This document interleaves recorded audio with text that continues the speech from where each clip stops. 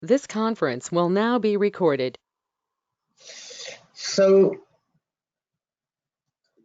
Jay, would you give the guys an update on your success with getting scheduled? I'm sure they all would like to hear about that, not just me. Yeah, I guess so. Peter, I don't have anything. I don't have anything burning right now. Okay, right now. I don't know what. I might think of something. I might think of something if there's a lull going on, but right. Okay, all right. Carl Foreman, how about you? Hello. Well, the last time we spoke, it was the day before my oncologist appointment, which I did have, so we have some things to talk about. Okay, all right. Dennis, do you have anything for us?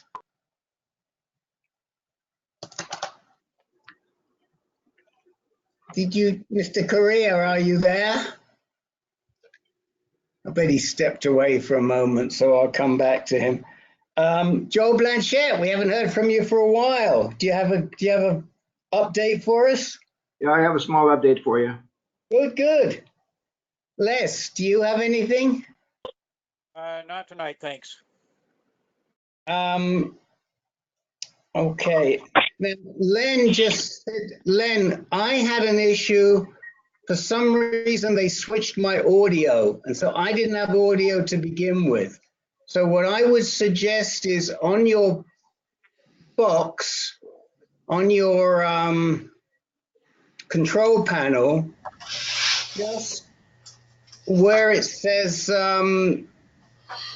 where the audio sign is, the little audio sign, just check and see where your audio is assigned to, because they assigned my audio, I don't know why, to the wrong place. And so I didn't have audio for the first 2 or 3 minutes, but I figured it out. And see if that helps. I don't think he heard anything you said, Rick. Okay. He said it was offline and he just left again. Okay, So well, when he calls in, he's probably going to call in on the phone.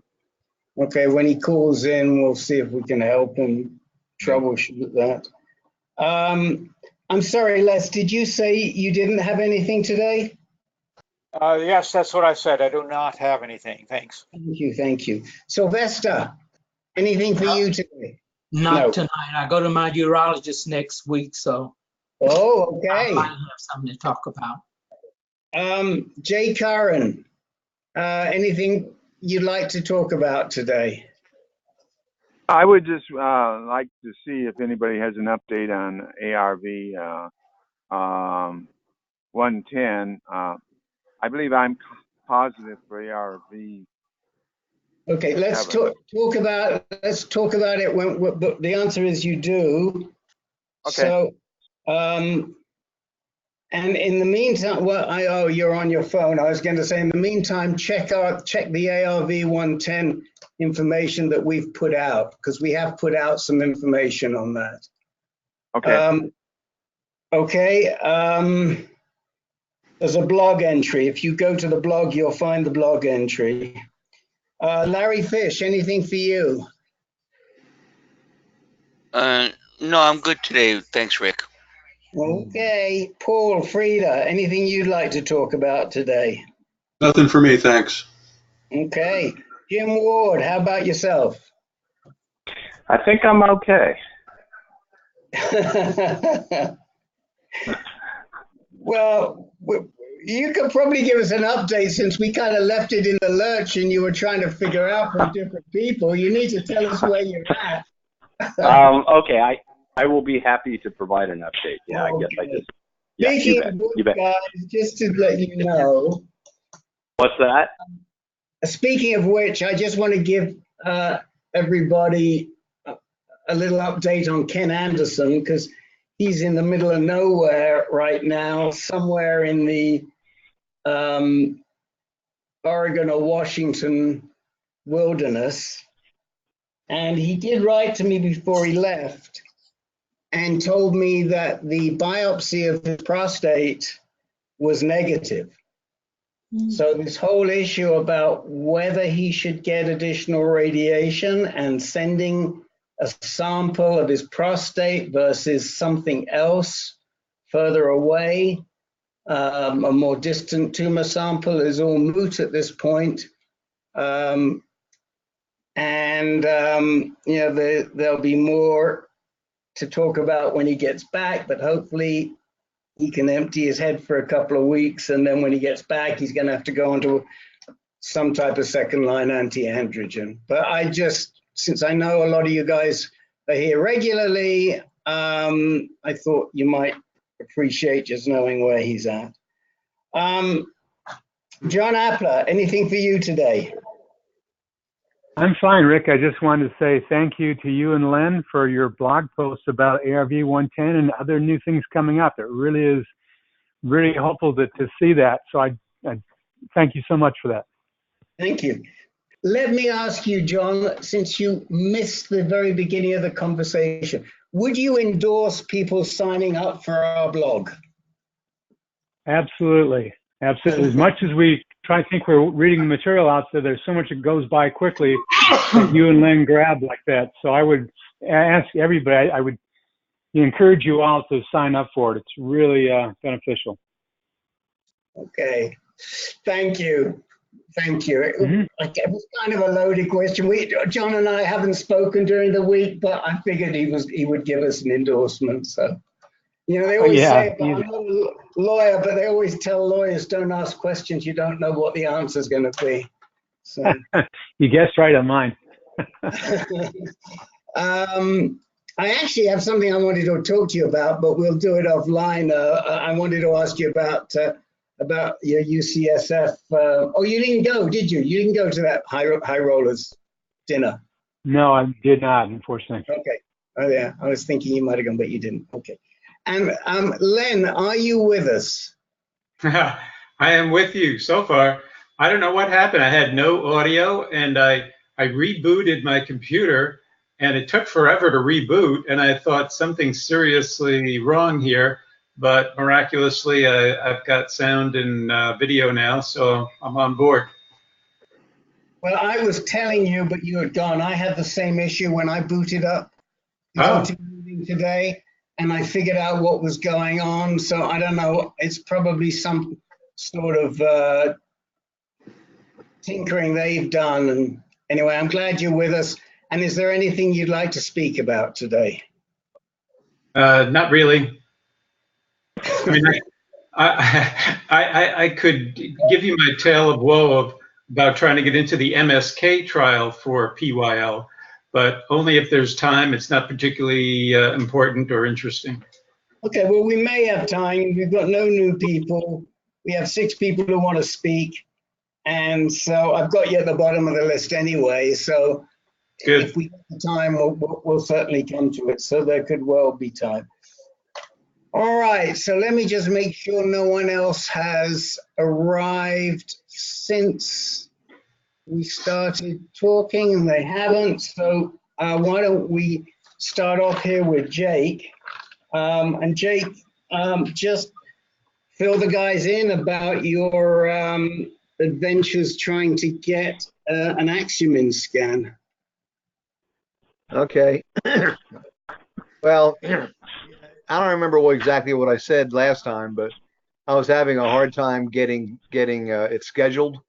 The company, it felt like the company was giving me a runaround, but the very next day I made some phone calls, and the very next day they got me scheduled. So I had my appointment is Thursday at 2 o'clock, and I'm a nervous wreck. That's about it. Well, let's just clarify that when Jake says the company, he doesn't mean Axumin, Blue Sky. Right. The company had the radiologist that I was dealing with. Right. Yeah. By the way, Rick, that number that you gave me, I tried calling it. I got a voicemail, and they said, "Oh, we'll call you back," and they never did. So I didn't try again because in the interim I got my appointment. But you never got a call back from them, huh? Yeah, that was a Blue Earth. I think that page that we were looking at last week was basically for providers, not for patients. And I think if I didn't say I was Dr. Hannum, I just said I'm Jake Hannum. Can you please call me? And they figured I was not a doctor and just said, nah, we're not going to bother with them. I don't think so, Jake. I'm not quite as cynical. I mean, because I've referred other people and they have called back. So I may just call it during the week and see if I get a call back. And if I do, I'll say something to them. Okay.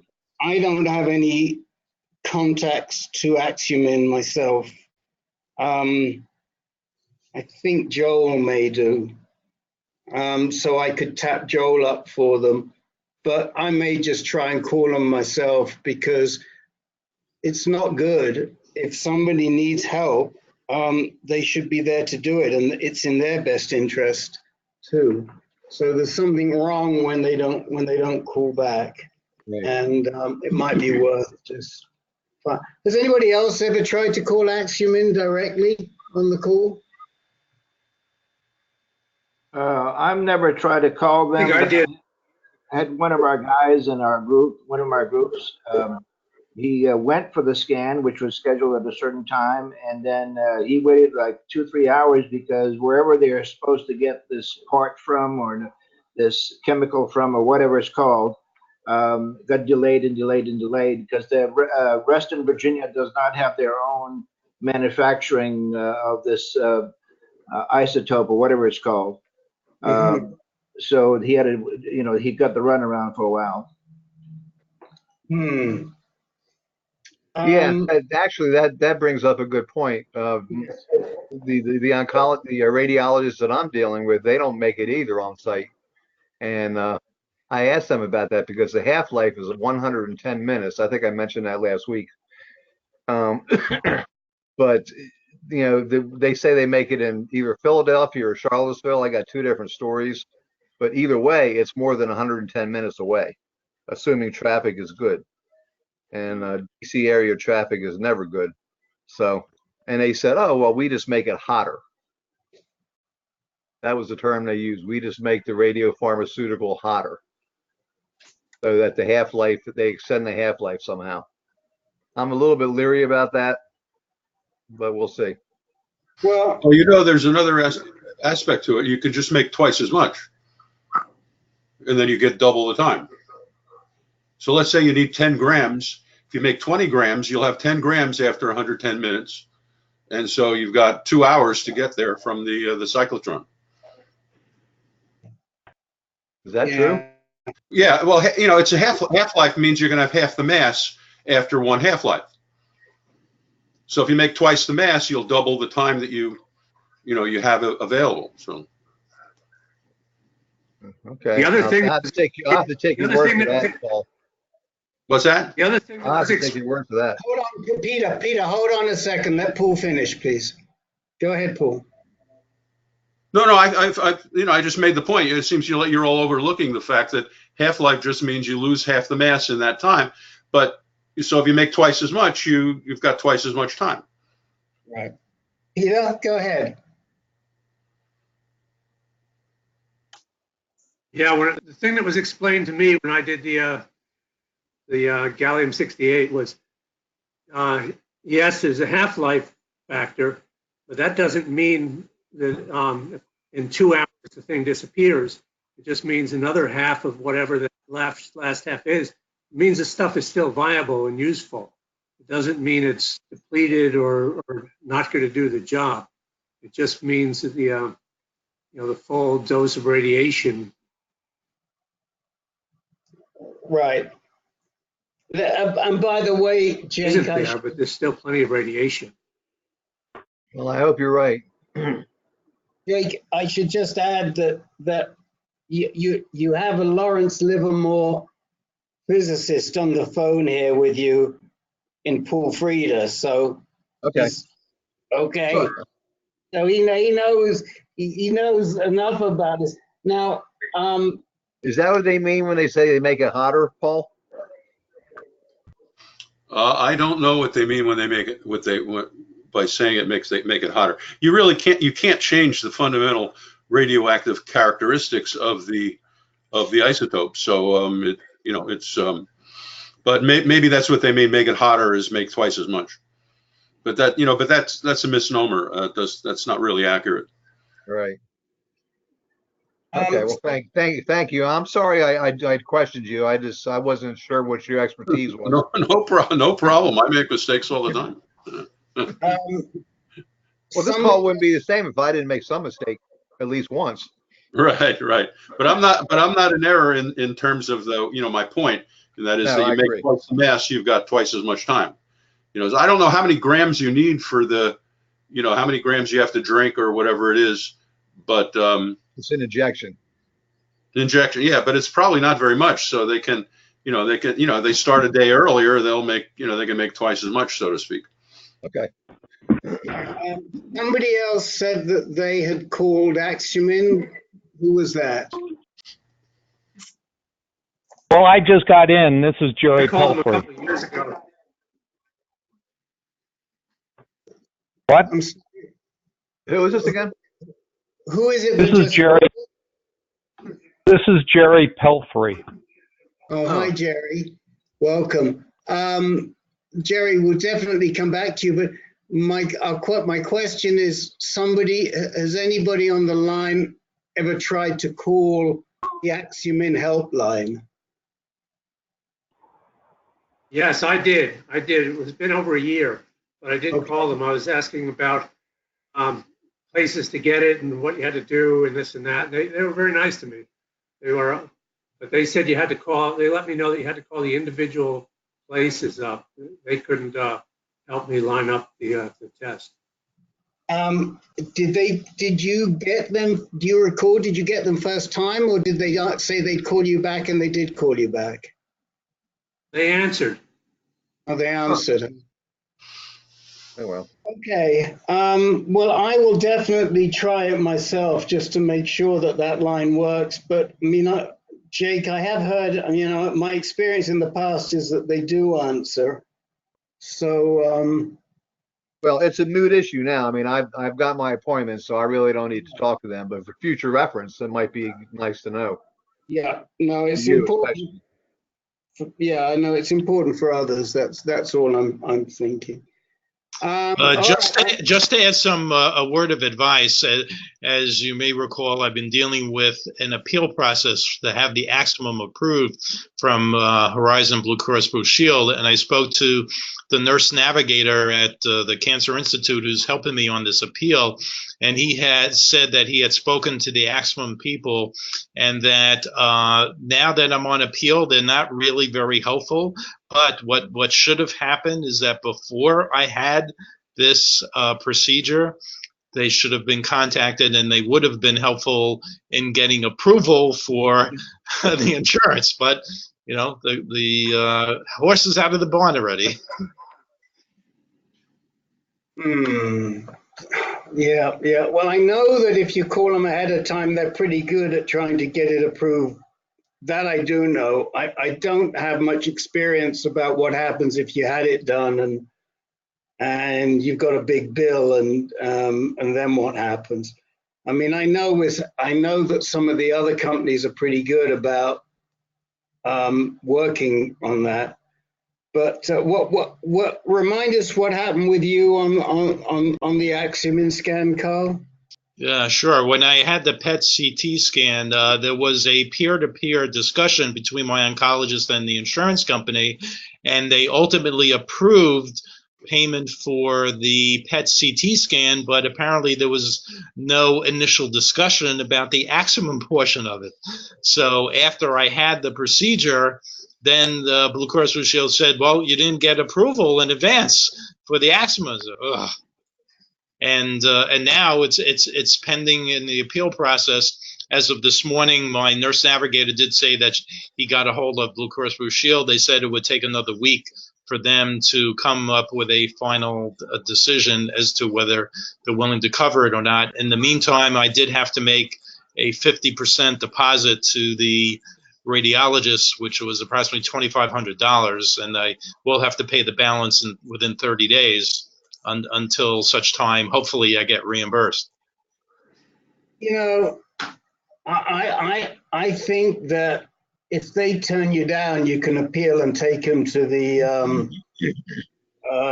state level, because this is a Medicare approved process, and even though you're not yet on Medicare, you could be, and so there's no question that it's a valid procedure for somebody like yourself. Right, and I do intend to follow up.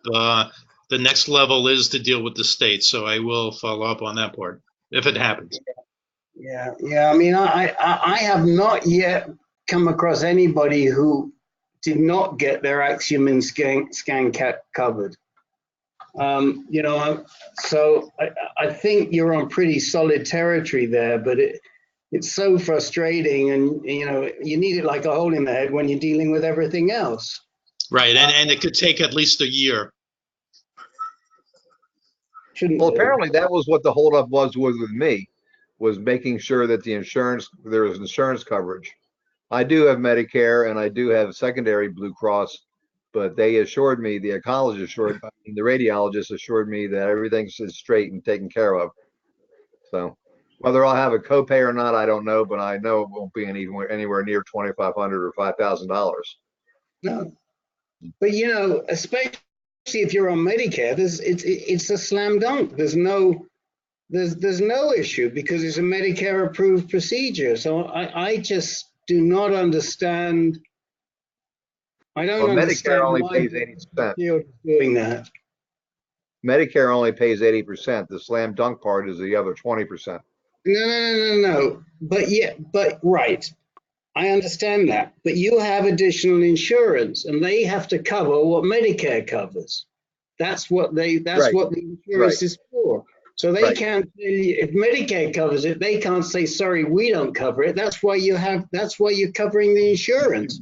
If Medicare didn't cover it, that's a different issue. Right. But if Medicare covers it, they have to cover it. To what extent they cover it is another question, but they have to cover it. I mean, there's no question that they cover it, and they should be covering it in full because it's a Medicare, or to the extent of whatever your coverage is. I don't know, what the details of your coverage are. I mean, I know on my policy, for example, if you want some sort of a scan, it's a fixed price, doesn't matter what the scan is, and they pick up the balance. So, but every, policy is different, but I don't know, anybody else got any experience or thoughts on that? It's absolutely true that if you have a Medicare supplement plan. Peter, hold on. Carl's talking. Go ahead. Yeah, having been a former salesperson of Medicare supplement plans, that it is absolutely true that, as Rick said, as long as it was a Medicare payment of 80%, they will pick up the other 20%, irrespective of what company you use, whether it's A or a P or Mutual of Omaha or Transamerica. They all are required to be standard type policies. Where it gets a little more hairy is when you have a Medicare Advantage plan, which the difference being is that you have a network as opposed to the supplement, which gives you the more flexibility. Right. Okay. Let me check in with the two folks. Dennis, are you with us? I think we lost you for a little while there. You did. I couldn't get my USB port to recognize my headset and mic. So after playing with it for 25 minutes, I'm here. Okay. I don't need any time, no, thank you. Okay, that was my question. And Jerry, would you like to give us an update on where you're at? Sure, I could. Okay, we'll come back to you. I just want to make sure I have time for you. So yeah, that's fine. Okay. All right. So anything else on the Axumin? If not, we'll move on to Carl. Rick, let me just, Jake probably knows this already. but you should not eat or drink 4 hours before they administer the dose. Right. Okay. And no exercise 24 hours before. And I kind of laughed and said, I that's didn't not a even problem. mention that because I'm not worried about that. I told him that's not a problem. But thank you, Ann. I can't believe that you added that, Jake. At least it's on your mind. Now listen. Well, for everybody else, I mean, I know a lot of the guys on here do exercise like they're supposed to, and if they ever get an Axumin scan, 4-hour Now listen. fasting, water only for pills, and no exercise 24 hours before. I have an idea for you too, which is, why don't you call your radiologist a couple of hours before and make sure that the dose is on the way, so you don't get there and have to sit around for 2 to 3 hours like Joel spoke about. That's not a bad idea. Yeah, thank you. That's a very good idea. Just make sure that everything's fine, that it's left the base, it's on the way up, etc., etc. And if they say we don't know, you say to them, well, would you call them and find out, please? Because for you, it's a big deal. It is, yeah. Okay, thanks, Chris. Yeah, good advice. Okay. All right, Carl, you're up. Do we lose Len again? What was that? Oh, no, I'm sorry. No, we didn't lose Len. Oh, we did. Okay. We didn't lose Len, but hold on one second. Peter, did you have something else you wanted to say? It's kind of on the same subject, but not related just to Axumin. Something that I ran across recently, and that's the with other scans that are not approved yet by the FDA. They might be on trial, but I have a friend who took the gallium-68, but he wasn't signed up for the clinical trial. The fact that it was on trial at UCLA, but he didn't get in the clinical trial. So he was billed for $3,500, as opposed to actually like I was, where you got it for free at UCSF. So it's a wording difference there. And it probably applies to drugs and other things too. Things that aren't FDA approved might be on trial at a place, but you might not be registered in a clinical trial that would cover the expenses. There's just a word of caution there. Don't make assumptions. Somebody out there, I read it within the last week or two, somebody has conducted I don't know if it was a study or a clinical trial, I can't remember which now, but that they compared Axumin to PSMA PET scan head to head, and the PSMA PET scan proved to be more sensitive on all counts. Right. Yeah, and we've talked about that here frequently. There's a very, very good blog post by Alan Edel about a year ago that compares all of the different scans and shows that the gallium-68 is in fact better than Axumin, and that the 18F PYL that Len is trying to get is even better than that. That's a PSMA scan. If any of you are interested in that blog post, you can drop me a note afterwards and I'll send it to you. Or Len, do you have that blog? Can you find that blog post? I think I may have it, Rick. Okay, yeah. Len will put it in the chat window, and I recommend you read it if it's worth reading. I'm not sure that Axumin is inferior. The only time it was inferior from what I read was when it's less than 2, when your PSA is less than 2. When it gets higher, then I think they're kind of equivalent. At least that's the way I read it. They didn't really talk about that. They talked about mostly less than 2 PSA. I may have read it wrong, but I don't think I did. I think that's pretty accurate. Make a note of that, Rick. Gallium and the PYL scan are more sensitive at the lower PSA levels. Right. Once you get over 2, I don't believe there's a big difference. Right. Make a note of that, Rick. Jake was right. Well, yeah, but no. I mean, what we're still saying is that the 18F is the best scan that's out there because it's as good as the others at higher levels. This is, I think, what Alan was saying, and it's the most sensitive at the lower levels. So, if you were asked which is the best scan out there, it's the 18F, and then after that the gallium-68, and after that the Axumin. But as you correctly say, the higher your PSA, the more equivalent they are. Isn't that the point? Yeah. Like for Len, for example, he's got a very low PSA, so Axumin wouldn't do him any good. And in fact, he had an Axumin and it didn't show anything. That's why he's gone for the PYL. That's right. Yeah, no, I think we're all on the same page on this one. So, Carl, I'm sorry. Why don't you tell us what happened when you saw Soraya last week? Okay. I had blood work, including PSA. I am happy to report that the PSA has continued to go down. The last time I had it about 6 weeks earlier was 0.02.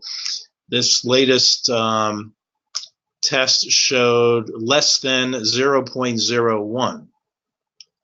So I don't know if I'm all the way down at the end of the spectrum that they can't go any lower than that, but it showed a less than sign, 0.01. Okay. So I was happy about that. Yeah, that's great. Also, and we talked about last time because of probably because of the PARP inhibitor olaparib, I am now somewhat anemic. We talked about the fact that I did develop a partial blood clot in my thigh. It seems to be getting better, but just to make sure, I did schedule an appointment with the cardiologist. The earliest I was able to get is this coming Wednesday morning at 7:30 a.m. So just to make sure, but it does seem to be improving while I'm on the Eliquis, the blood thinner. Also, there were 2 community events that I attended in the past week, and now that it's my 1-year anniversary from having been positively diagnosed in early June of 2018, this was the first time that I've attended any type of an event like that. I've attended, of course, this group and other support groups, but one thing was on Father's Day in early in the morning.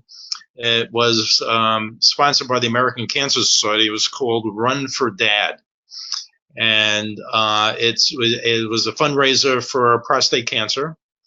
When I arrived and signed up, I signed up as a supporter, and I got a blue T-shirt. So when I went into the main area, I looked around and said, oh, there's a survivor's tent. And I went over there and I said, you know, well, I guess I'm not only a supporter, but I am a survivor.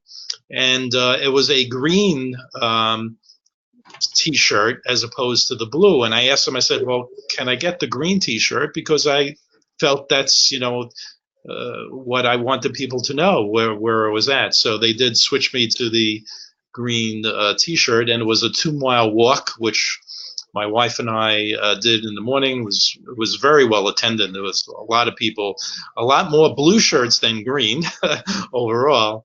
But it was a somewhat humbling event, being one of the first times that I've participated in a community event for a fundraiser. The other one was there's a local organization called the Cancer Support Community, and another support group that I attend in New Jersey. They had a butterfly release. So myself and one other member of the support group actually was given a box with 5 butterflies. And they gave a countdown, and there was not only us, but there were many other people as well who participated and were given a box contributing money or whatever support. And we released the butterflies into the sky. So that was also a somewhat humbling event, and it's got me to realize, boy, I'm really in it 100%. Not that I didn't think I was in the past, but now participating in these kind of events, it's like, wow, it's kind of hit me even more that it's my current situation and my future going forward, clearly. Right. So I want to ask you a little bit more about your visit with the doc, and then I would like to just talk a little bit about ACS. Yeah, we did talk about the ARV 110 information and the fact that it was given a fast track by the FDA. And the oncologist's response was, well, it sounds good, but it's much too early on. And he's seen way more often than not that there have been multiple times where the FDA had given fast track and nothing materialized. So he's waiting. Yeah. Well, as I mentioned that last week when we talked about ARV and when I talked about PROSVAC. So when I referenced PROSVAC as one example that I'm familiar with, so I don't disagree with him. What did he? Is your anemia holding? Is it worse? Is it better? It's holding since the last blood test a few weeks earlier. So. Okay. And what did the doc say about what you should be doing about that? Not much of anything other than to say that's really the results of the olaparib, the PARP inhibitor. It's not surprising. Right. So essentially the same thing as we suggested from our experience here. I mean, we've seen it 2 or 3 times that the PARP inhibitor gives rise to anemia. Plus, you're on the LHRH, which gives rise to anemia. I mean, Peter's slightly anemic, and he's never been on a PARP inhibitor, so we do know that it is a problem. Right. The only other thing I wanted to mention to the group is that I personally feel like my brain fog and memory issues seem to be getting somewhat worse. And I don't know how other people are dealing with that. It's somewhat concerning. I don't believe in any way that I'm at the beginning stages of Alzheimer's, but it has become somewhat more challenging for me to remember people's names and events and remembering to take my medication, kind of a thing. And how's everybody else dealing with that? Yeah, why don't we talk about that a little bit? And I still want to come back to the brain fog. And I also want to mention that, thank you, Len. Len has put the link to Alan Edell's evaluation in the chat window. So those of you who have joined us online can read it, can open it and read it later. It's worth looking at. Joel, you might find it useful. You might find it helpful. Let's see, how are you with us, Joel? Oh yeah, you're online, so you can see it. Brain fog. Who would like to say something about brain fog? I think it's probably near universal for guys on ADT, particularly over time, and to a greater or lesser degree. And all I can say, Carl, is try and hang in there until they approve darolutamide, which is supposed to be far more cognition friendly than anything out there currently. It is expected to be approved later this year. In replacement of Lupron? LHRH? It's a second-line anti-androgen. It's in the class of enzalutamide and apalutamide. Only it does appear to have the advantage that it doesn't cross the blood-brain barrier and therefore doesn't cause cognitive deficit and doesn't cause as much fatigue. So whether you wanted to take it alone or with Lupron, I guess that would be a discussion with your oncologist. If you could take it without Lupron, that would probably be best. Yeah, because Carl is not on a second-line anti-androgen right now. He's only on a PARP inhibitor and Lupron. Lupron, right. Yes. So my experience, I can only give you anecdotal stuff. I was on Zytiga for a year, all last year. So I've been off now for 5.5 months. Recovery. I mean, it's anecdotal, it's not scientific, but if I type an email, I'm not searching for words and phrases anymore. I see things coming back. I'm no longer on Lupron either. So I don't know what to attribute it to. And, yeah, I don't know. I don't know what this all means. When we talked about a minute ago about anemia, I mean, there's a good question I have about the amount of oxygen that's carried to our brain, you know, by whatever it is, the hematocrit, the hemoglobin. I mean, it's less. So even that can have a factor. So yeah, it can be discouraging, but I have noticed something refreshing in recent months that there is some recovery. Anyone else, or does anybody have any advice as to how to combat Lupron brain?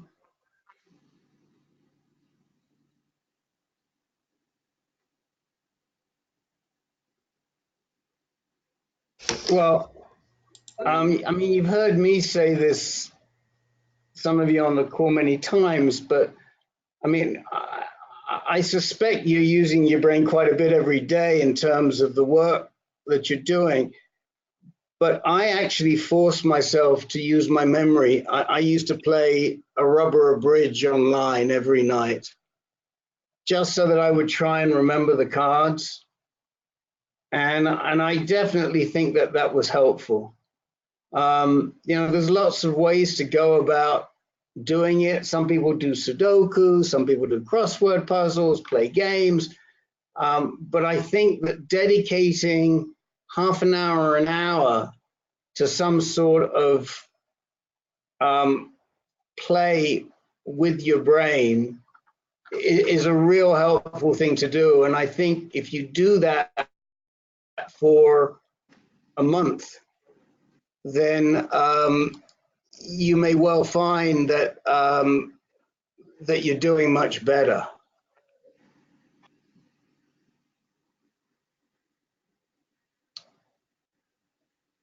Can people hear me? I'm having some connection problems apparently. Yeah, we hear you, but don't see you. Right. Yeah, it told me just to shut off my video. It just told me to close my video. I'll open it again when I see that I'll open it again now when I see now that I see that the signal is coming back. So you know, what I would suggest is trying to play some sort of you know, a game that forces you to use your brain. I think that's how about Candy Crush? You know, that's probably, I don't know Candy Crush. I don't know if you have to remember stuff. You don't. I just don't know. But you get the idea of what I'm talking about. Yes. You know, crossword puzzles, word games, number games, online bridge, whatever it is. I want to explain to you a little bit about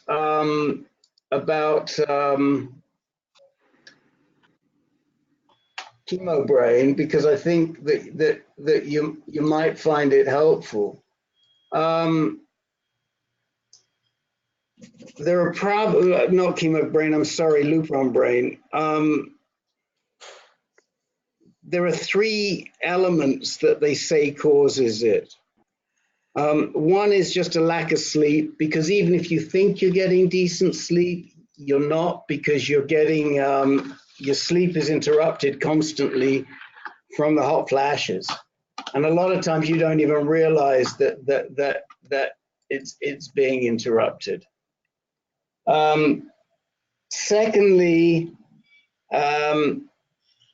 you've got issues that most men have with a diagnosis around depression. And so that gives rise. And I'm trying to remember now, I can't remember what the third thing is. What is the third element? The lack of sleep, the depression. I can't remember. I cannot remember. But there are 3 elements, and that's sort of what gives rise to the chemo brain, to the Lupron brain. Now, I put one. Sauce on the taco sauce. Oh, fuck, I didn't get to that. I put one article in the chat window for you, and I've got a couple more. If I get a break, I can post them in there, which are on this chemo brain issue, this Lupron brain issue, and chemo brain, and why you have the brain fog. And it might help you a little bit in reading around it. Yep, I see that. Yeah, thanks. And I've got 2 more of those, but I'm trying to do about 10 things at once here. I've already wiped out the notes on you that I made, so I'm not doing so well. I want to talk a little bit about ACS. Ironically, the ACS is the sources of that chemo brain article, where I cannot remember the third aspect. I'll find it. But by and large, ACS over the last 8 or 9 years has not been particularly friendly to prostate cancer at all. They do fund some research, not a huge amount. They have not been in favor of PSA testing. A lot of this had to do with the former CM, Chief Medical Officer Otis Bradley, who is a black man of around 60 who refuses to get himself tested for prostate cancer, for PSA. And many years ago, I was actually on a board, their local board, and we had access to the national office, and we did not get a very good response when we tried to get to the national office. But for many years, they have not even put prostate cancer banners up around their annual fundraising events. So it's good to hear that, well, once again, they're doing what they're doing. My other big problem with ACS is it's personal preference, is that they pay outrageous salaries to their senior people. The CMO was getting about over $1.5 million a year. And the CEO was getting close to $2 million, the old CEO. And their overhead is huge. And I have a tough time. Supporting them, but I'm just giving you my own personal experience. At the same time, I encourage you to participate in all these community activities, and you do feel the strength, and you do meet people, and the most important thing to me is that when you meet those people and you share your experience, you may help somebody else as well as helping yourself. Absolutely. So, you know, we struggle. I don't talk much about fundraising on this call, but we struggle here to get funds. We don't ask for money that frequently, basically once a year. You know, ACS is out there all the time asking for money, and then they spend it in ways that I don't consider to be personally very responsible. And that's a big issue for me. So I'm just, you know, since we raised it, I'm just saying. Okay. Anything else anybody wants to say about any of the topics that that Carla's raised? Carl, olaparib, is the treatment just stay on it until it fails? I know several people have been on it, and I was wondering if there's a timeline, or you just keep taking it indefinitely until it stops working. Yes, the plan is to stay on it until it fails, and the estimate is between 1 year and 18 months. Interesting.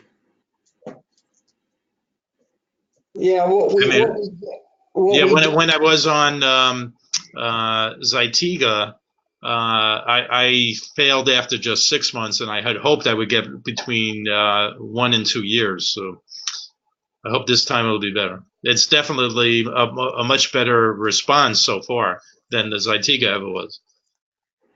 Yeah, we talk about failure a lot on this call. What exactly does that mean when we say a drug has failed? Yeah, for me, I mean, the definition was that it was a rise in the PSA, and it was an accelerated rate of rise. I mean, when I was 0.12, and within 3 months I was up to 0.55. So that was enough to say, yes, the drug has failed, and we need to do a different one, or use a different one. Okay. Yeah, I mean, I think, Jake, that failure means that your PSA is rising at an accelerated rate whilst you're on the drug you're taking. So, you know, one would say that for you at this point, it appears you're failing enzalutamide. You haven't failed it completely. It's still probably doing something. But that I think is generally what we would mean by failure. Len, how would you address failure? Yeah, failure to control PSA. I don't know how else to describe it. I guess the only other measure for failure of a therapy would be radiographic progression. Right. Other than that, we rely on PSA for the most part. Right. Well, that's what I was getting at. I mean, hold on a minute, Jake. That's a really important point that Len makes. I mean, I'm saying PSA failure, yet you've also heard me and Len say enough times, don't always rely on PSA. You got to get scanned. And the reason we say that is because not everybody responds to PSA. Not everybody's PSA responds in the same way. So the only real way you know is if your tumors have increased or receded. And that's why we encourage you to get regular scans, notwithstanding the downside of getting scans. So a lot of trials are measured in terms of radiographic progression-free survival. How long is it before the scan shows that your disease has increased? Go ahead, Jake. I talk about Lupron brain. I forgot what I was going to say. Oh, I'm just thinking, you know, I realize that the PSA is a measure, and like Len says, scanning is a measure. But I'm thinking if you stopped taking Lupron, for example, if I stopped taking Lupron, even though my PSA has gone up, I think my PSA would skyrocket, and even more than it is. And probably the same thing with the Xtandi that I'm taking. I think it's having, even when they say it fails, I think it still has some effect. Well, Jake, it isn't just the drug being in your system that prevents your PSA from rising. It's what the drug is doing physiologically, which is keeping your T levels very low. If you, I would not at all be surprised if you stop taking both of those drugs. I'm not recommending that you do this. I'm just saying if you were to stop taking both of those ADT drugs, you've been on them for quite a while now. I would not be surprised if your T level didn't rise very much at all. I could be wrong, but that would be my guess. Well, yeah, probably won't. I don't know. But to answer your question, what do we mean by failure? We mean the drug isn't effective. It may be partially effective, but it isn't. I should say it isn't as effective. It may be partially effective, but it's not doing the job it was doing. Right. And I think that's the key. I want to come back. We need to move on, but I want to come back quickly to Carl. Carl, my guess is, and you could check this now because there are tests out there. My guess is that you're ARV7 positive. And that means that you're not going to respond to abiraterone, you're not going to respond to enzalutamide or probably to apalutamide. You may respond to darolutamide because there's some talk that it is less sensitive to ARV7, and you may well respond if it comes on the market to something like ARV110 because it works in a completely different fashion. But a third of all men are ARV7 positive. Some of them fail within 2 weeks, some of them fail within 6 or 8 months. But the likelihood is that that's why you failed. Now, the PARP inhibitor works in a completely different way, and so you don't have to worry about whether you are ARV7 positive or ARV7 negative. Right, and the oncologist agrees with you, and also did say that Xtandi is probably not an option for me.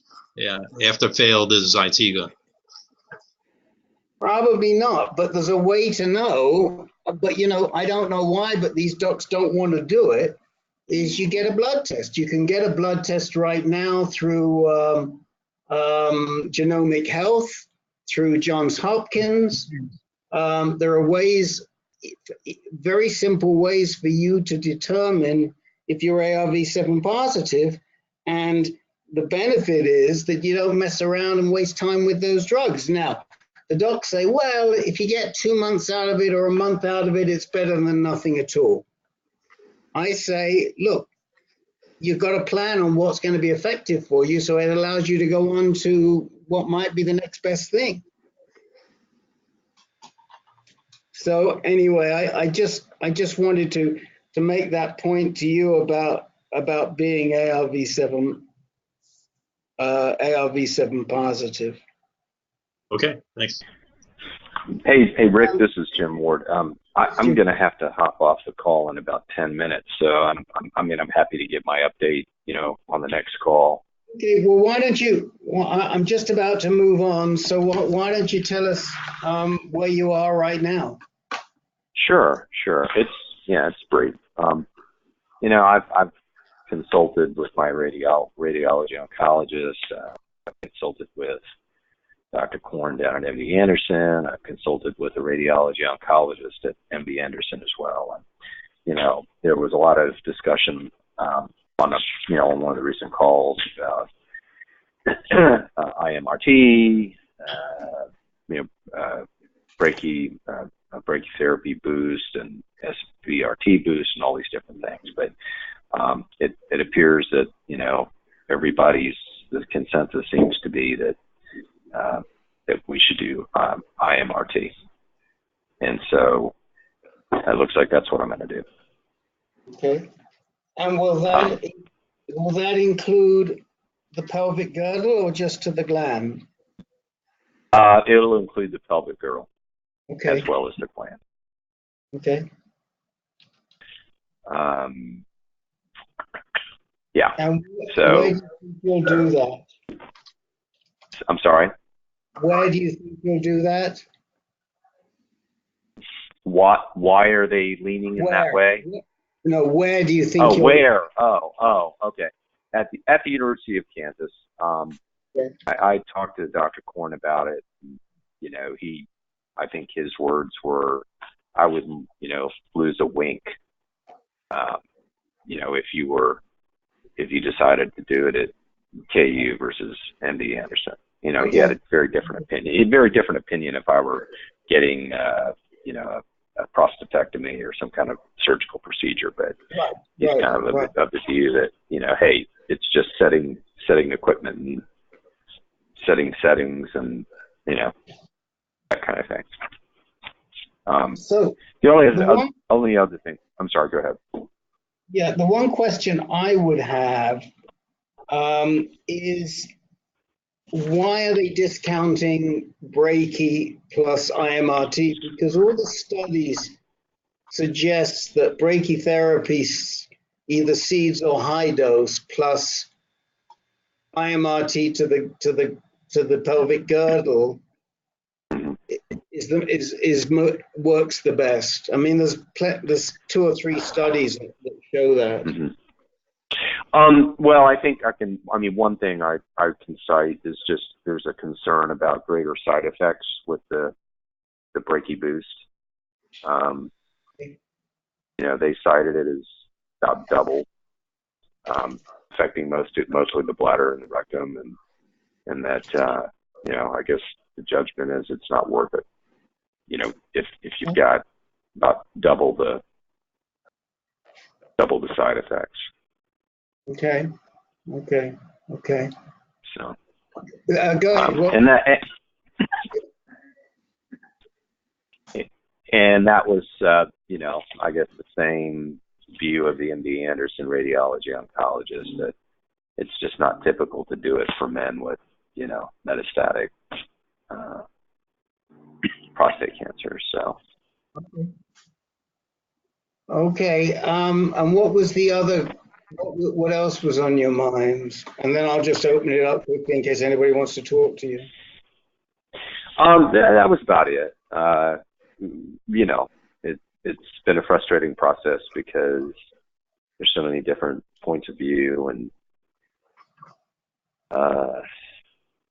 but the MD Anderson person, or I should say the KU radiology oncologist, when I talked to him about possibly just doing proton to the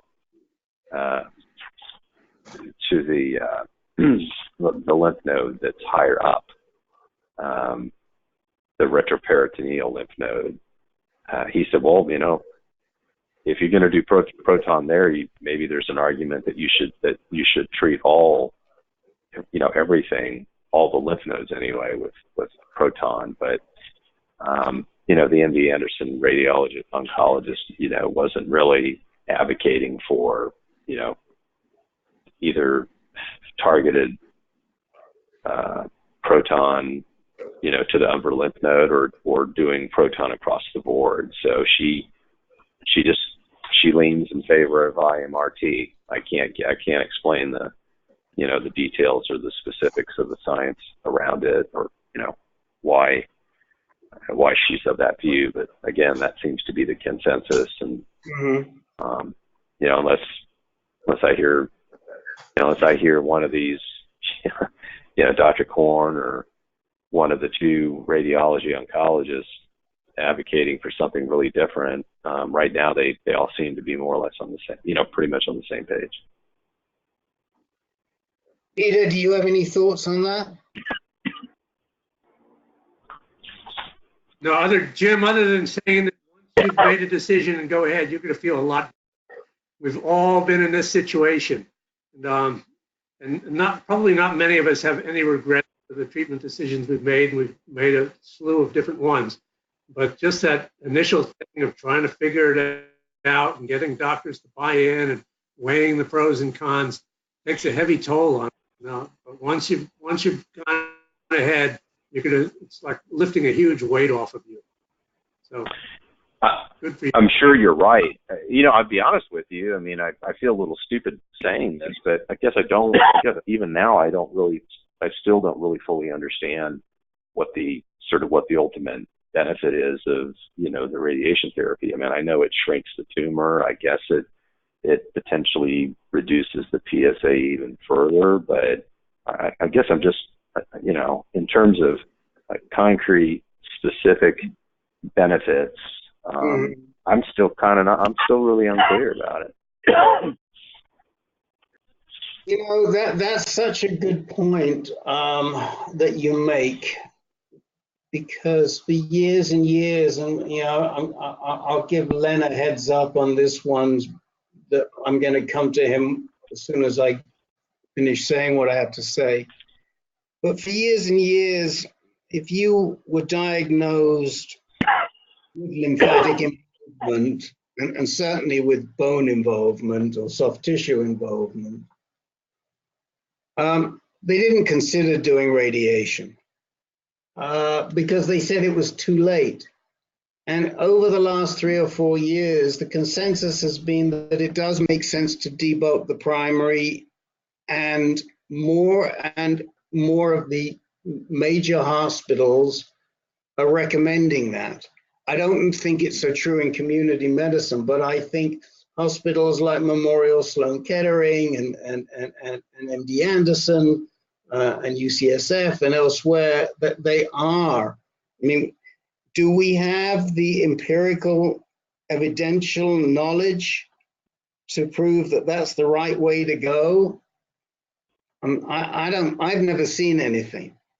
And it's interesting because all these doctors are so evidentiary based, but I think that this consensus is built on the fact that that seems to work best for other cancers like breast cancer and ovarian cancer and lung cancer and colon cancer, that you do debulk the primary right away. And then you follow up with other treatments. I remember one of our favorite participants who sadly passed away last year, so you didn't know him, Dr. Steve. He was a OBGYN, and he said, I want to get my primary tumor radiated because I would always remove the ovaries if there was ovarian cancer. That's the first thing I would do. And I think that's the way to go. And I think to some extent, that's kind of what they're seeing. Len, I mean, you've wrestled with this same issue, exactly the same issue. And it took us 2 years to convince to do the radiation. Yeah, it did.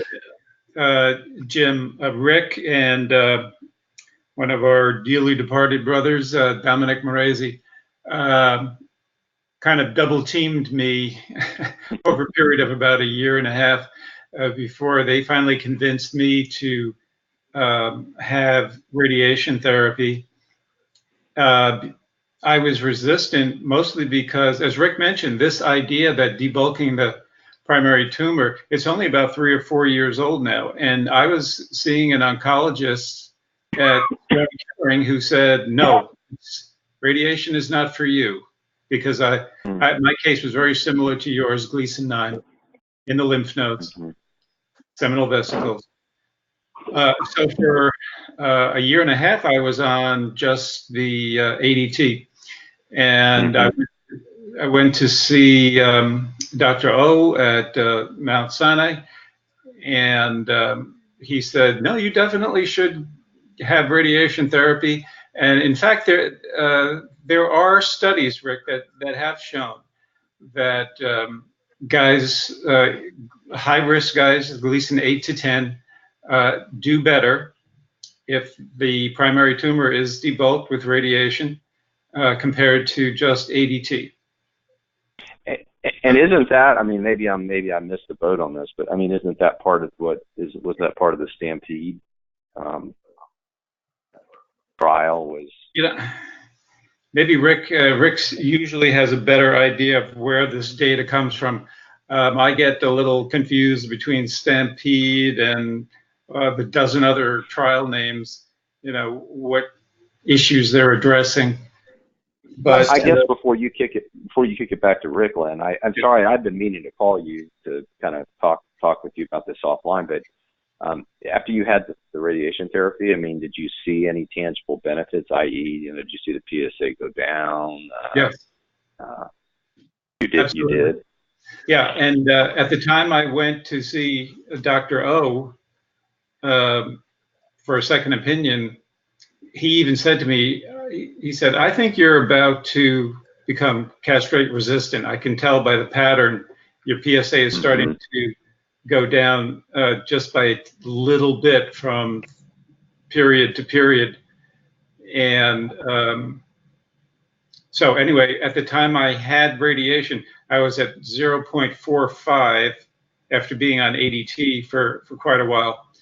And post radiation, I was 0.1. Wow. And I didn't climb back up to the 0.5 PSA point for something like another 2 years after the radiation. Wow, that's great to hear. Well, I know everybody's different. That's certainly one, I guess, lesson or one takeaway I've gotten from this very clearly. Everybody's different, but yeah, it's good to hear that. I mean, it's good to hear that was your experience, and in the end, it sounds like maybe people had to lean on you pretty hard, including Rick. Yeah. But that in the end, you feel like that was a good decision for you. Absolutely, no regrets on that. I don't. And you had IMRT? I had IMRT to the prostate and pelvic girdle. And I guess that also treated your lymph nodes in the process? Yes. Yes. Great. Well, thank you for sharing that. Again, I meant to have an offline with you, but I just hadn't gotten to it. Sure.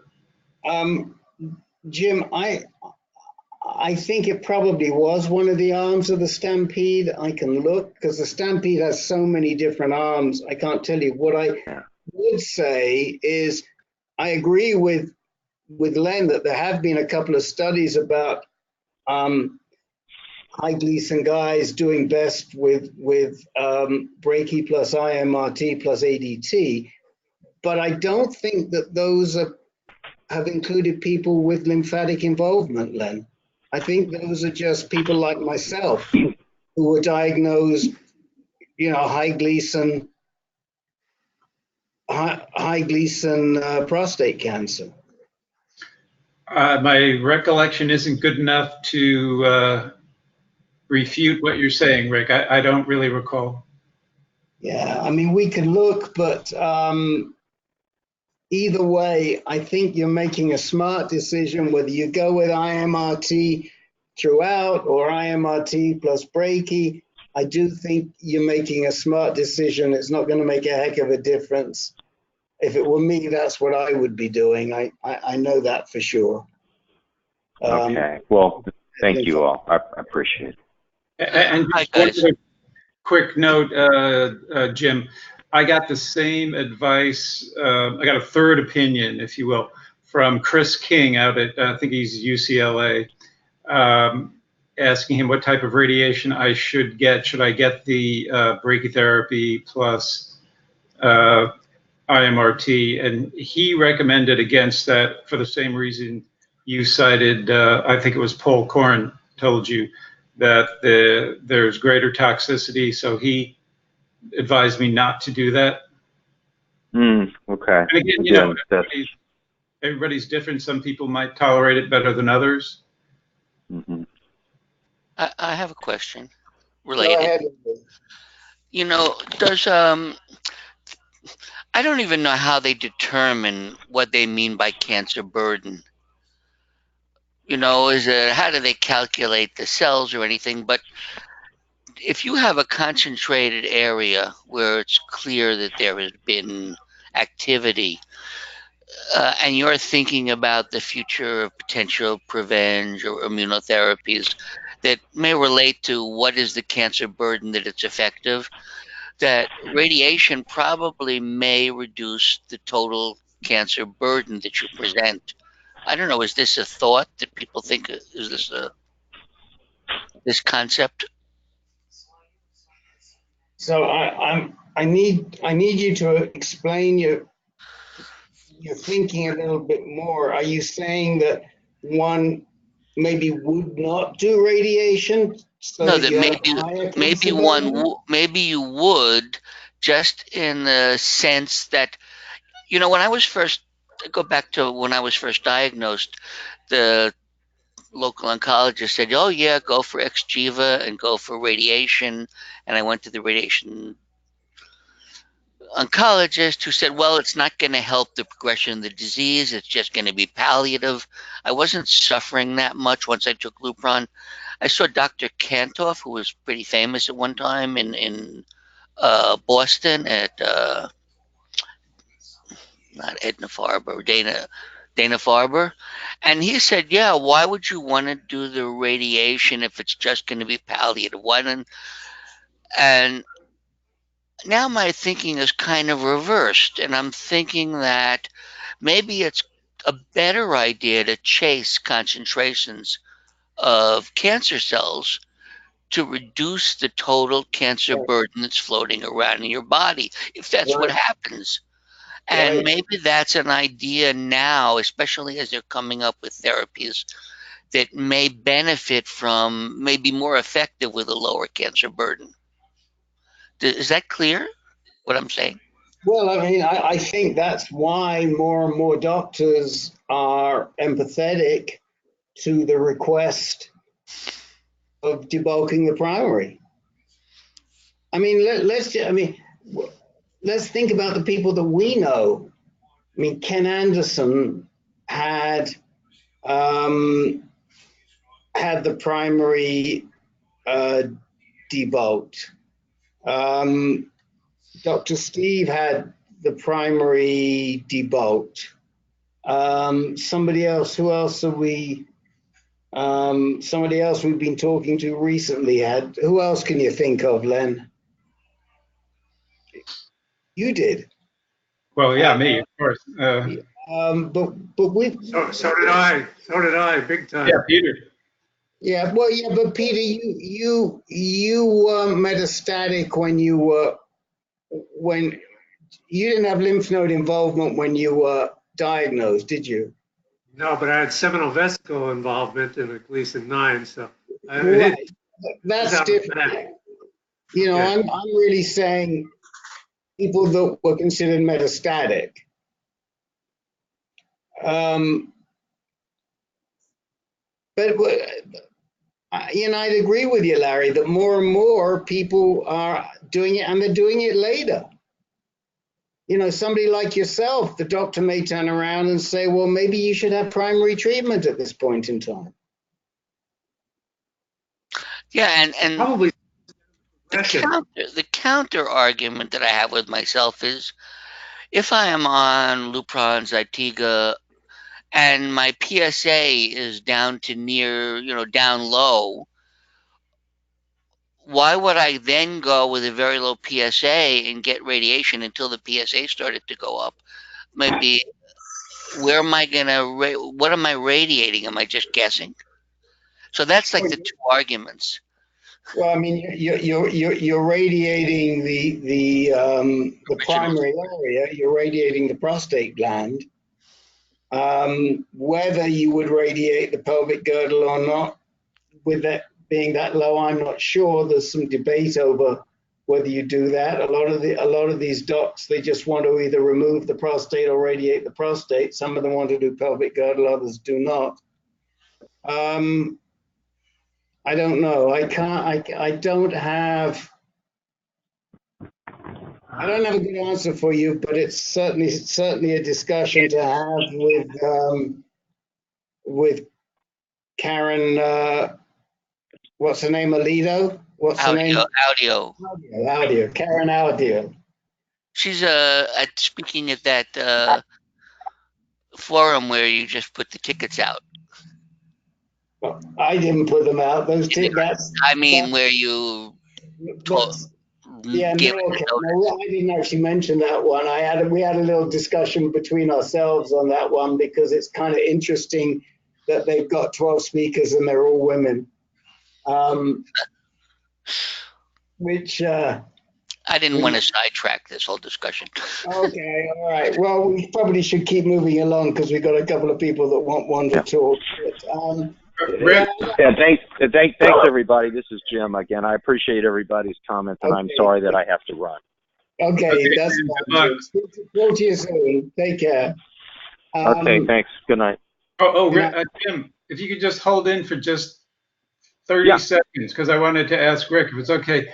I wanted to mention part of the rationale for getting radiation therapy and hormone therapy, even if the horse is out of the barn, is something called the Abscopal, you may pronounce it Abscopal Effect, which when the radiation destroys the tumor cells, it releases the tumor antigens into the bloodstream. And the theory is that the immune system picks up on these tumor antigens and attacks the tumor cells wherever they may be throughout the body. Yeah, I think I had heard something to that effect. Yeah, that which certainly sounds promising. Okay, with that you can you can as we continue, you'll have to listen to the recording, Jim. Okay, thank you guys. Have a good night. Okay, bye. Of course, Len, you remember who the big proponent of the Abscopal effect was, do you? Yes, Lupron Jim. Right. Lupron. Keep in mind, Rick, he actually, at the time he died, he didn't die of prostate cancer, and he had a non-detectable PSA. He died, unfortunately, of melanoma. Yeah. Yeah. Oh, I didn't know that. Yeah. Yeah. Yeah. Rick, before you go on, we have Rich Foodie has joined us, and we also have someone on the telephone. I know I've got and we welcome you, Mr. Foodie, as always. Someone on the phone. Hopefully we can. Hopefully we can touch base with you if we get through. We've got about 2 or 3 more people to get through, so we'll keep going. That's okay. Joe Blanchette. We're not messing around now. We're moving right on. This has been some great stuff we're talking about today. Let's go on to Joe Blanchette for an update. Okay, I'm going to start from the beginning because my story is not that long. I had radical prostatectomy back in 2001, August. So I'm about 8 years out now from the prostatectomy. My PSA started showing up again after 6 months and is slowly rising for the last 8 years until I had 4 readings of 0.2. And then I had 3 readings of 0.3, and my last reading, which was just this past May, was 0.4. If you remember, Rick, I tried to join the Condor or the PYL study at NIH, and even though their requirements said that I needed to have a 0.2, they wouldn't take me because there was too much demand on the study, and they limited to 0.5 guys. So 0.5 or above. I plan to get in touch with NIH as soon as I get to 0.5, which will probably be at least by this time next year, I would think, if it continues slowly climbing like it has in the last 8 years. And hopefully it'll join that study if it's not closed by then.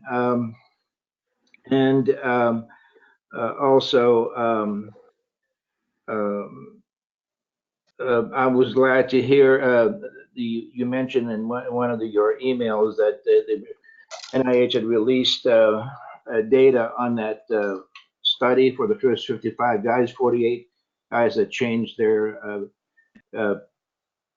treatment plan, which is good news, and so that the PSMA must be working to their favor. Also, the only other thing I have is that I did take part in a zero cancer event that took place in Loudoun County, Virginia, at a golf driving range. And there was two huge urology groups in the area, Reston and Potomac urology groups, which probably have, I don't know, between them probably around 40 doctors or so. And they sponsored it along with a lot of national companies who are creating drugs for prostate cancer. It didn't have a lot of patients there, but I was invited by one of the doctors that I've used in the Western Urology group for lecture sections or presentations in our support group, us two support group. And anyway, it was a good event, but that was the first time I met somebody from zero cancer. Okay. And how was your experience with zero cancer? Well, I don't know what to tell you. I've been to their website before. I didn't have a negative or positive thing. I would have thought that they would have advertised for more people to be there or given away free. They were giving away free stuff, but they weren't giving away free prostate cancer PSA tests or anything like that. So I don't have a good or bad opinion of them.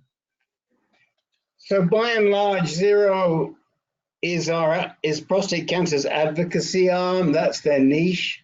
They've moved over the last 3 or 4 years into doing more education. They don't do a heck of a lot of support. And they are still very much of the old school where they are very non-collaborative. I personally have reached out to them about 3 times in the last year, and they won't even respond to me.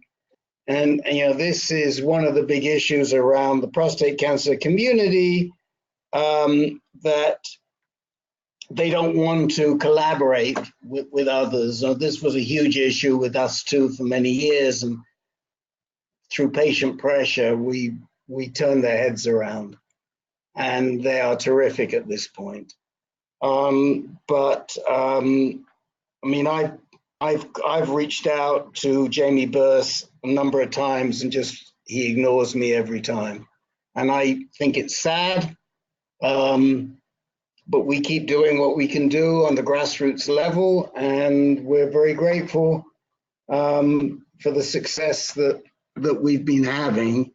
And certainly Zero has a very significant role to play, because without them, we wouldn't have the voice on Capitol Hill that we have. But they've also got a very big staff. And so, but what I really would like, rather than talking about Zero, I'd like Len to talk to you about his experience trying to get the study from NIH that you would like to get. Len? Right. Hopefully you will have better success than I have had, Joe. I've been trying to get into that trial since late January of this year. They have a number of hoops they make you jump through, like you need to have a technetium bone scan, which is so old-fashioned and useless that exposes you to substantial radiation. But nevertheless, that's part of their protocol. You have to have the bone scan and a CT scan of the chest, abdomen, and pelvis, and all kinds of blood tests. So I finally submitted all of that information to them back in March, and they have all my medical records, have everything they need. And then it was, well, you're on a wait list, and you know, we'll slot you as soon as we can. They finally slotted me for June 2nd and 3rd, and then a day before they called me and said, "We've got bad news. There was a flood in the lab where they generate the radio tracer, and now they have to have cleanup and recertification." So then they reslotted me for July 18 and 19, I believe it is.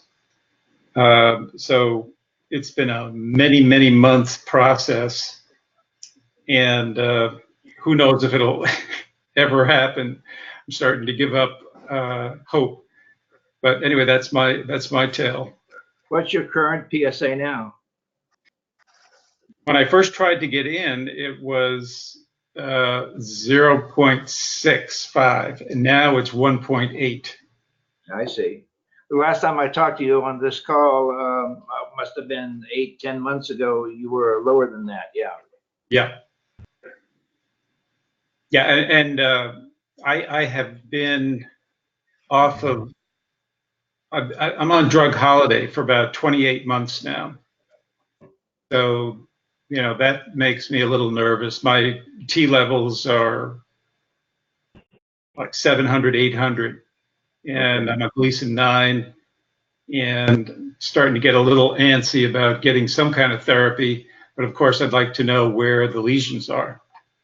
So, so you haven't taken the Axumin PET scan? You don't think that would be helpful since your PSA has gone up? I had that back in December, late December of 2018, and that was inconclusive. Wow. They said there was some heterogeneous, I forget the exact wording they used, but nothing definitive. They recommended further MRI for further delineation. And at that point, that's when I told my oncologist, well, rather than do that, I'd like to try and get into this NIH trial for PYL. And here I am still waiting. Right. I'm glad to hear your story. I know what I'm facing now when I join the group, if I ever do. Yeah. Len, what was your PSA when you did the Axumin scan at late 18? Mine? Yep. It was 0.8. Okay. Yeah, actually, I earlier said that when I first applied to the NIH, my PSA was 0.65, but that's not. I didn't recall that correctly. It was 0.8 right after the Axumin scan. I'm also going to be making an appointment with Dr. Antonarkis at Johns Hopkins that Rick, you recommended to me a couple of years ago. Yeah, he's great. He's a really good man. He's very smart. He's on top of everything. I think he's a really good choice. I mean, especially for somebody like you. Look, I think the most positive thing for someone like you is that your disease moves slowly. Yes, we know it's come back, but I think that there are some significant pointers for men like you where it doesn't move that quickly, so you don't have to run into treatment. And I think that's probably a big indicator. In fact, we posted this week another webinar. No, it wasn't really a webinar. It's a discussion between Neil Shore, Chuck Ryan, and Alicia Morgans. Right, I saw that. Right, both Len and I saw this. Len got to listen to it first. I've listened to it afterwards. And one of the points that they make in there is that for men like yourself, it's probably better to do a second line anti-androgen earlier, than before chemo. But for men who have more aggressive disease where it's moving quicker, the chemo is better before the anti-androgen. Did I get that right, Len? Yes. Thank you. So, Len, I couldn't be doing this anymore without your help. You know that. Happy to be here. So it's really interesting. I mean, you are the perfect example because You're not on any type of drug. You know that your disease hasn't gone away, but you're also following it and it's moving very slowly. And that's a very important factor for when they do have to treat, how they'll treat you. Right. Right, I get that. I'm happy about that. Of course, I'm always, as I told you on another session, I don't believe in the term I've survived, survivor, cancer survivor, but I do. I think I found a better expression for what I believe is that I'm surviving with cancer. Okay. Well, mark July the 29th down in your calendar and join us because we're going to be having another bigger session on the language of cancer. Right. That's exactly the sort of feedback that we will want to put before the panel. So make a note of it, and all of you guys, it'll be a good session. Is there anybody else that would like to say anything to Joel?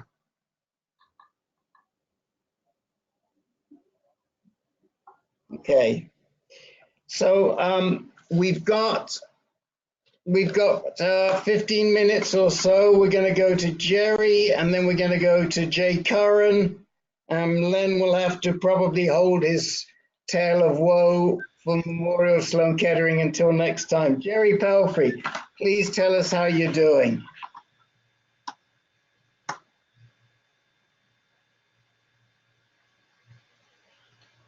Are you still with us? Can you hear? Yeah. Can you hear me? Yeah, we can hear you. Okay. Okay. Well, I'm on. Let's see. I'm 6 months into this, so I feel like I'm the newbie with listening to everything you guys are talking about. You're certainly further along than I am. I just got my second Lupron shot, 3-month shot, just that last week. And actually, the interesting thing was I was on Lupron and 1,000 milligrams of Zytiga, the first Lupron shot. And about 2 weeks before the 3 months was up, somehow I hit a depression wall and depressed to the point where I was crying all the time, every day, and QOL was just not there. So in talking to my oncologist locally, he dropped it to 500 milligrams, and then I went to Mayo and talked to Dr. Singh about it, and he agreed for the 500 milligram, which has really helped. But I'm a little concerned about dropping to half of the Zytiga. But in talking to, again, the local oncologist, he said, well, I see him next month, and he said, wait until he sees me, and then we'll decide if we go to 750 or stay at 500. Other than that, at Mayo this last trip, my PSA has dropped to 1.5. So I'm doing good, really, considering from what it started from back in February 6th. So things are going along positively, really.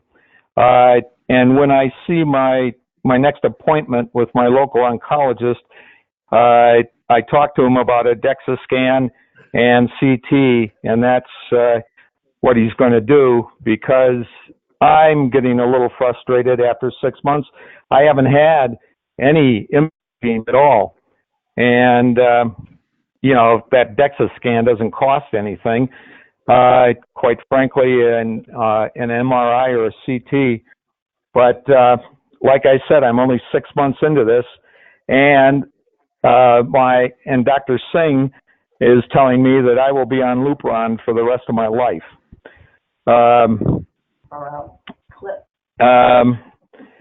So I think I'm a little concerned about that. But anyway, some other information was you really have to be your own advocate, especially at Mayo, I'm finding out. And we were able to get a nutritionist consultation there, and that's the thing Debbie and I really were impressed with. Things like, well, I guess I should tell you, I am Gleason 9, but I have metastasis throughout my whole spine, C1 to the sacrum, and I have lymphatic also. So anyway, the nutritionist was saying, in no way can I go out and eat any fresh food. Any raw food. It has to be cooked. Otherwise, eat at home. That was very interesting. But since I'm basically a vegetarian that only eats meat, fish, not meat. I also have that Lupron brain, and it's coming more so. And then we have also an appointment coming up with the Integrative Health Division of Mayo to just get some information from them. So that's about where I'm at right now. Seems like I'm kind of in between. Well, I do physical therapy twice a week, and I'm still walking, trying to get in a minimum of a mile up to 3 miles on the 3 days that I don't have PT. Okay. So, boy, you raise a lot of issues, so I'm going to try and knock a couple of them off. First thing, I'm going to reprimand you because I wish you would call us when your head gets into a state like that. And I certainly wish you would join us on the Speaking Freely call, where we can give you a lot of support. There'll be a call on Thursday, and it is a good time, I guess, to mention that we have a Speaking Freely call on Thursday, which is the call for talking about all the issues that are not treatment related, which when I say not treatment related, not technical, and certainly talking about your depression, we would have loved to have heard from you last month, and hopefully you'll come on this month and we can talk a little bit about that and give you some thoughts and some ideas. Well, to tell you the truth, Rick, at that point, you probably couldn't have talked to me. I would have been crying the whole time. That's okay. You wouldn't be the first one on that call to be in that situation. But many of us have been through this before. Many of the guys have been through it before. And it helps to know that you're not alone, and it helps to know that it may be drug related. And because sometimes people that haven't faced depression and then suddenly face it, it leaves them pretty helpless. And we want to try and raise that black cloud, and I think we can do in certain ways. I'm going to run through some points pretty quickly. The reduction of the Zytiga is interesting, but I would certainly recommend you talk to them about seeing what they think if you were to take different doses with your food, as opposed to first thing in the morning, because that might also be I just read about that. Right. So it's certainly worth a discussion, but that discussion should be with Singh, not your local guy, because he'll be on top of that. Okay? Yeah. Yep. Now, I have never heard a nutritionist advise somebody with metastasis not to eat raw foods. And No, you misinterpret that. if you go out to eat at a restaurant, not at home, when you go out and entertain, when you're out with people and you're having dinner, the only thing that I should eat is cooked foods. No salads, nothing raw. Okay. Well, I mean, I'm sure it's good advice. I've never heard even that advice. I haven't heard before. What I am going to do, I'm going to suggest two things. One is definitely listen to the webinar on our website about nutrition, which is given by Greta McCare, who's the nutritionist at UCSF at the Cancer Center. We've already done that. Okay, good. All right. Excellent. And do you have the pamphlet, the nutrition pamphlet that's linked on that page? I have that, and I also have 2 or 3 books on prostate cancer and the diet kitchen.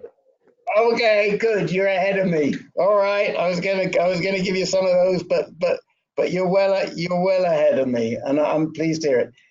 I want to mention to everybody that Jerry's PSA in February was 3,100. So getting it down to 1.5 by June is excellent. I do want to talk to you a little bit about these scans. So the DEXA scan is important, but it's not going to give you any more information than your bone density. And frankly, there's good reason for you to be talking to Singh about adding Zometa every 3 months. Have you had the discussion about whether you should be on a bone strengthener? Yes, he gave me actually a year shot right away. So I mean, he said it was a 1-year shot. Of what? I'd already had of Zometa. Well, Zometa's, you can't dose Zometa for a year. He may have said to you it was for a year, but I've never heard anybody getting a year's shot. I mean, you get it, it's usually dosed every 3 months. It's Not also done as by an- Dr. It's also an infusion, not a shot. Go ahead, Jim. Right. Sorry. It is an infusion. Sorry. Yes, an infusion. And if he gave you an infusion, I don't think they can give you that much. I mean, they can give you, I'd just be surprised. Normally it has to be followed up every 3 months. Oh, yeah. So you might want to check with them. Some people like Jake get it more often, but typically it's given every 3 months. The shot is something called Xofigo or denosumab. They do give that as a shot. No, it was an infusion. Okay, just check with him how often he's going to give it to you. If it's one, I got it once a year. I did get it once a year, but it was for a different slightly different reason. Okay, but the local oncologist has put me on a high dose of calcium and D3, which Singh agreed with.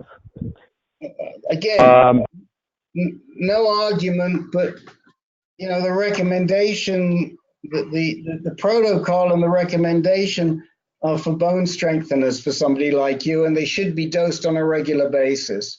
And I would just, as you say, you have to advocate for yourself. I would just raise it.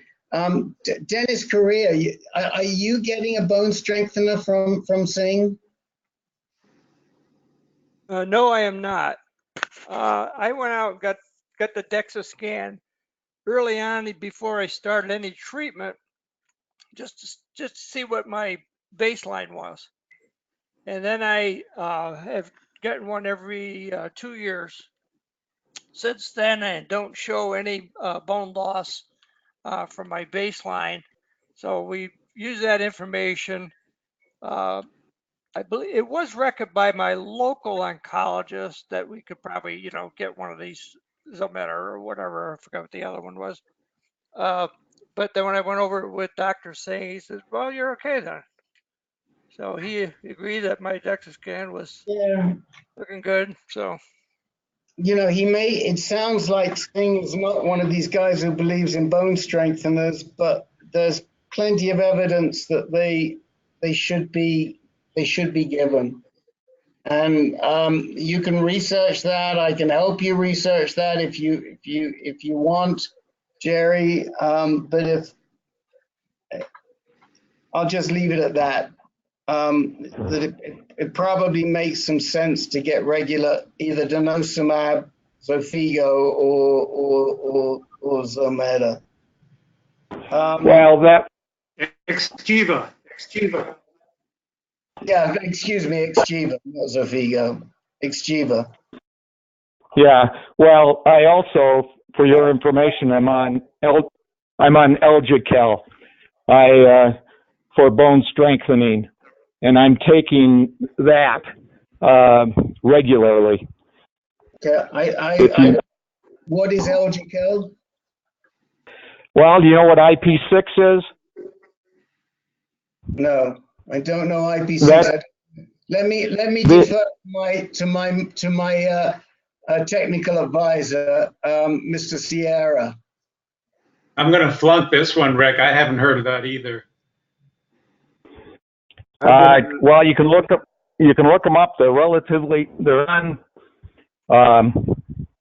they were on our form. One gentleman's using IP6, but they were asking about this Elgical. It's relatively new, I guess, but I'm going to leave it at that because I'm not technical. I'm not that technical to be able to tell you what everything is in it, but you take 2 pills at morning and 2 at evening, and then they recommend 1 tablet of strontium, and it's all synergy. It all works together, sort of. And who is dosing this? Your local oncologist, or is this something you've just read about, or? This is Elgical's recommended dosage. Okay. But is Elgical something you buy over the counter? I buy it online. They're from Vancouver, British Columbia. Okay. And are your oncologists aware that you're taking it?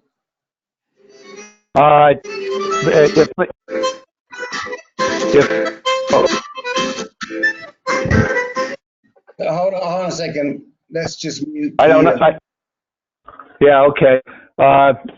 Yes, if they read what I'm taking, I've made a list of everything, and I call it a bone strengthener. And my local oncologist had absolutely no problem with it, and I doubt Singh has read anything about it. Okay. Okay. Well, we'll look into it. Our Brains Trust will see what we can find, but I still don't think it takes away from reviewing with them, a more regular dosage of either Xgeva or Zometa. Yeah, no, I agree. I agree, but he said 1 year. But, I'm in charge, so, if I want another shot of Zometa, I'll make them give me one. Okay. We're really glad to hear from you. We're really glad that you're in a much better place than you were in January. And you're always welcome, as you know, to talk to us on this call. We've always got a few good ideas. Debbie's welcome on the Caregivers call anytime she wants to drop by. We have a call tomorrow, Debbie. Just saying. Just saying. and we have a Speaking Freely call on Thursday. And you know, I just, one thing that that can be helpful, and it's really something to review maybe with your local oncologist, is to consider a low dose of an antidepressant, just because. I'm already on it. I'm already on it. Okay, all right. Yeah. You're great. You're ahead of us. You're ahead of us right the way through. We love it. Okay. It looks like we just lost Jerry. I think he just got, which is fine, because Len, did you just what is it you just posted for us? It's a few little tidbits on IP6. It's not a real. It's certainly not a prescription drug of any kind. It has no proven scientific merit of any kind. I got this information from WebMD. She's usually pretty reliable. So they say it's a vitamin-like substance, and there have been no studies in people with cancer. Something I would advise Jerry to avoid. Well, I just got back on Verizon up here. I don't know, all of a sudden just cuts out on me. Okay. So I didn't hear about the last 2 minutes. That's okay. Len, just a quick repeat. Yeah, from I looked it up, Jerry, from WebMD, which is a fairly reasonable, reliable source of information, of health information. Yeah, I read it all the time. Okay, so they say that it is a vitamin-like substance. There have been no studies in people with cancer. So this is in the category of alternative medicine, which is to say no scientific basis for any true any value or benefit. I understand that, and what they're really promoting it for is people that have osteoporosis or osteopenia, and I do have osteopenia. Well, I would go with the other drugs, the prescription drugs that are. They've done many studies with them, and they've been proven to be useful for cancer patients with osteoporosis.